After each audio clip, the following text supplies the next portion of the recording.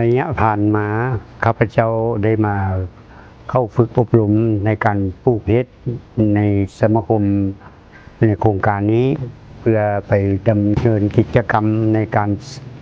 สร้างรายรับเพื่อเป็นการค้ำประกันเสบียงอาหารระยะฝึกอบรมเรียนรู้เรื่องนี้แล้วสำเร็จแล้วโครงการก็ได้สนองเห็ดจำนวนหนึ่งให้พวกข้าพเจ้าเพื่อไปจัดตั้งปฏิบัติเนาะและก็ระยะที่เอาไปเฮ็ดผ่านมาก็ส่วนหนึ่งก็ได้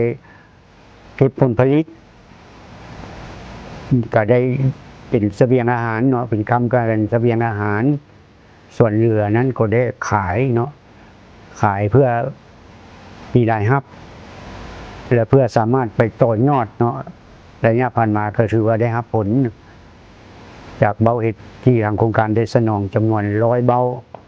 ให้แก่พวกข้าพเจ้าเนาะก็เอาไปจัดตั้งปฏิบัติ